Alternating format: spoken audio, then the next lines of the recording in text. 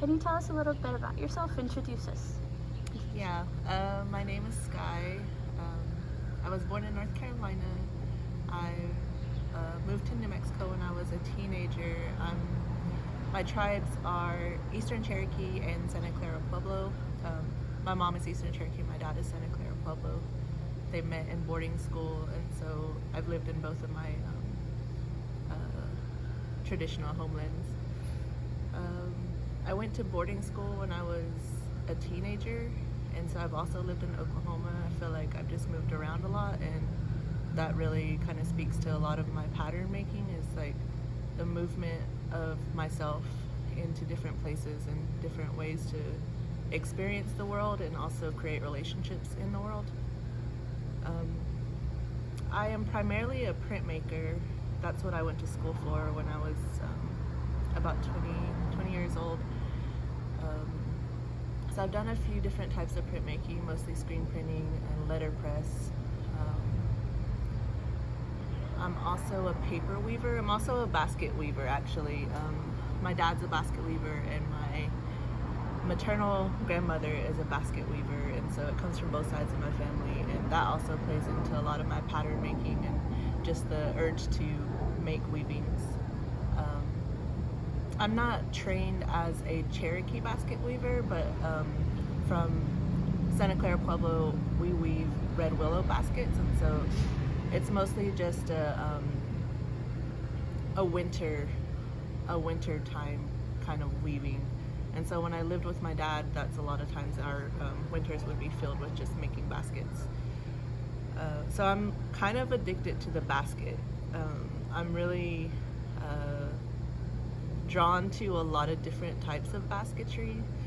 So I'm trying to make a small collection. They're really expensive, so I do it every so often. I bought a really tiny basket that measured about this size.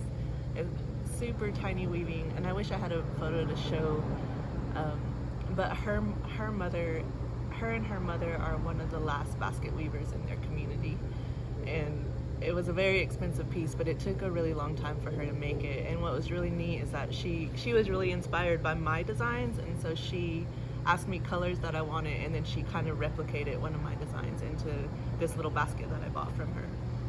And so basically my print here is a design that I want to weave, and I am currently weaving a paper weaving of it,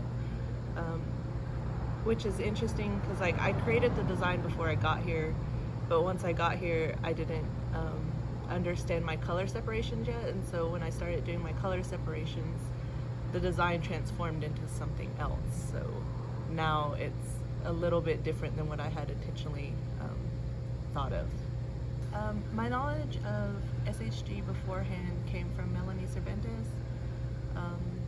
She's a printmaker out of Oakland, I believe. Her and her partner Jesus, and she and her partner visited my undergrad college, the Institute of American Indian Arts, probably 2010, 11, and they brought their own printmaking stuff, and we did a little workshop with them. And then she came to my grad school when I moved to Portland, Oregon, and we reconnected, and I learned of SHG from her, just like the work that she does. Other than that, Dewey reached out to me on Instagram and was just like, oh, I really love your designs and your weavings, and then he was doing paper weavings at the same time, and it just fell into place, I guess, just through conversation that he had with Nanibah, and creating the Indigenous women Atelier.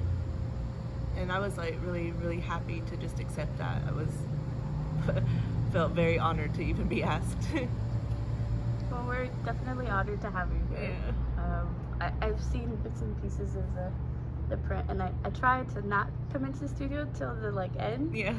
So it's really cool. You talked a little bit about your prep, but can you tell us,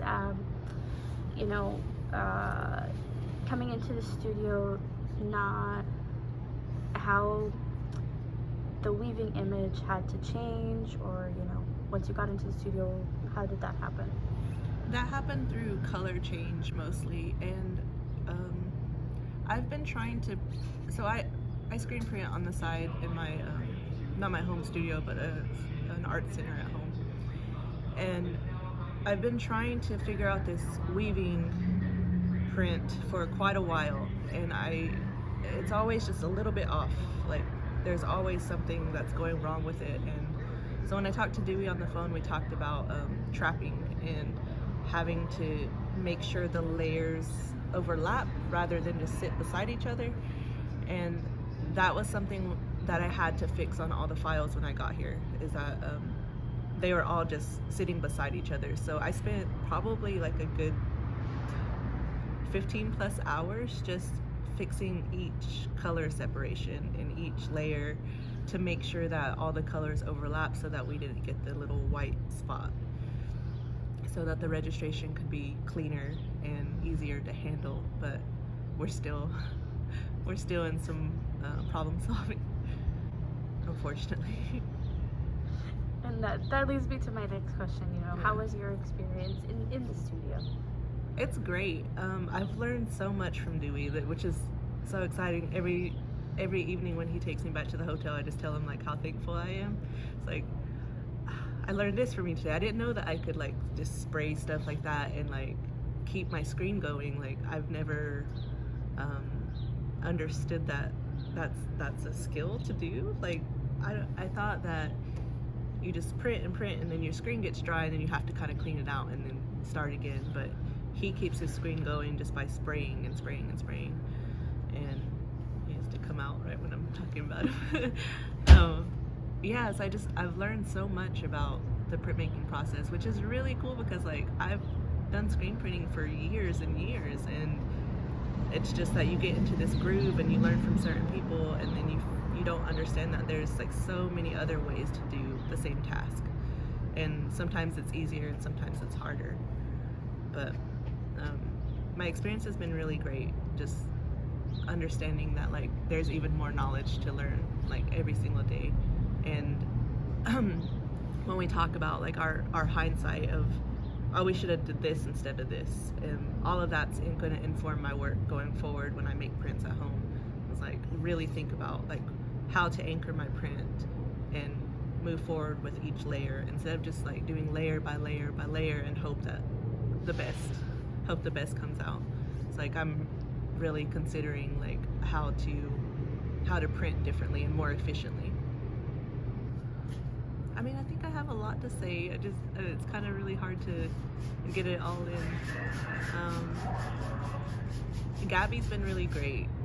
Like, just having like an extra person in the studio, like whether it's for conversation or with hands, like I don't know, it's been really nice to work with two other people and to troubleshoot everything, because when I'm at home printing by myself, like it's so hard to troubleshoot and I can just get so irritated and I leave.